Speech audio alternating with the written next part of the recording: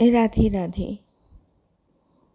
एक बार एक नगर के राजा ने ये घोषणा करवाई कि कल जब मेरे महल का मुख्य द्वार खोला जाएगा तब जिस आदमी ने जिस वस्तु को हाथ लगा दिया वो वस्तु उसकी हो जाएगी।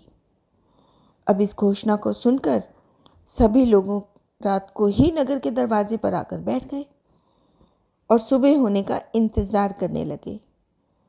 सब लोग आपस में बातचीत करने लगे कि इस वस्तु को मैं हाथ लगाऊंगा और इस वस्तु को मैं हाथ लगाऊंगा। सब आपस में मिलकर बस यही बातें कर रहे थे। कुछ लोग तो कहने लगे कि मैं तो सोने को हाथ लगाऊंगा, कुछ लोग कहने लगे कि मैं कीमती जेवरों को हाथ लगाऊंगा, कुछ लोग घोड़ों के शौकीन थे तो कहने लगे कि हम तो घोड़ों को हाथ लगाएंगे, कुछ लोग हाथियों को हाथ लगाने की बात कर रहे थे, कुछ लोग कह रहे थे कि हम तो गौ माता को हाथ लगा देंगे और वो हमारी हो जाएगी। कुछ लोग कह रहे थे हम तो राजा की रानियां ही बहुत सुंदर हैं, हम तो उनको हाथ लगाएंगे। कुछ लोग राजकुमारी को हाथ लगाने की बात कर रहे थे। सोच कर देखिए कि वो कैसा दृश्य रहा होगा कि लोग जब आपस में इस तरह की बातें कर रहे थे। उसी वक्त महल का मेन द्वार खुल गया। सब लोग अपनी अपनी मनपसंद की चीज़ों को हाथ लगाने को दौड़ पड़े। सबको इस बात की जल्दी थी कि पहले मैं अपनी मनपसंद वस्तु को हाथ लगा दूं ताकि वो चीज़ मेरी हो जाए हमेशा के लिए। और सबके मन में ये डर भी था कि कहीं मुझसे पहले कोई दूसरा मेरी चीज़ को हाथ ना लगा दे। बस इसी दूस में भागा दौड़ी हो रही थी और राजा अपने सिंहासन पर बैठा सबको देख रहा था और अपने आसपास हो रही भाग दौड़ को देखकर वो मुस्कुरा रहा था। कोई किसी चीज़ को हाथ लगा रहा था और कोई किसी चीज़ को हाथ लगा रहा था। उसी वक्त उस भीड़ में से एक छोटी सी लड़की आई और राजा की तरफ बढ़ने लगी। राजा उस लड़की को देखकर सोच में पड़ गया और फिर विचार करने लगा कि ये लड़की बहुत छोटी है, शायद ये मुझसे कुछ पूछने आ रही है।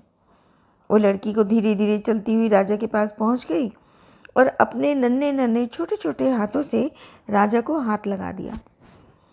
राजा को हाथ लगाते ही राजा उस लड़की का हो गया और राजा की हर वस्तु जो उसकी थी वो उस लड़की की हो गई। जिस तरह उन लोगों को राजा ने मौका दिया था, उन लोगों ने गलती की, ठीक उसी प्रकार भगवान भी हमें हर रोज़ मौका देता है और हम हर रोज़ गलती करते रहते हैं। हम ईश्वर को हाथ लगाने की बजाय उसकी हर वस्तु को हाथ लगाते रहते हैं।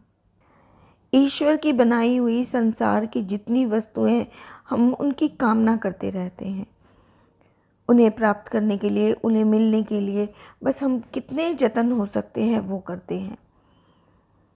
पर हम कभी भी इस बात पर विचार नहीं करते कि अगर भगवान ही हमारे हो गए तो उनकी बनाई हुई हर वस्तु भी तो हमारी हो जाएगी। भगवान बिल्कुल माँ की तरह ही है। जिस तरह माँ अपने बच्चे को गोदी में उठाकर रखती है, कभी अपने से अलग नहीं होने देती, भगवान भी हमारे साथ कुछ ऐसा ही खेल खेलते हैं। जब कोई बच्चा अपनी माँ को छोड़कर दूसरों खिलौनों के साथ खेलना शुरू कर देता है तो माँ उसे उन खिलौनों में खेल में लगाकर अपने दूसरे काम करने लग जाती है। ठीक इसी प्रकार जब हम ईश्वर को भूलकर ईश्वर की बनाई हुई चीज़ों के साथ खेलना शुरू कर देते हैं तो ईश्वर भी हमें उस माया में उलझाकर हमसे दूर चले जाते हैं।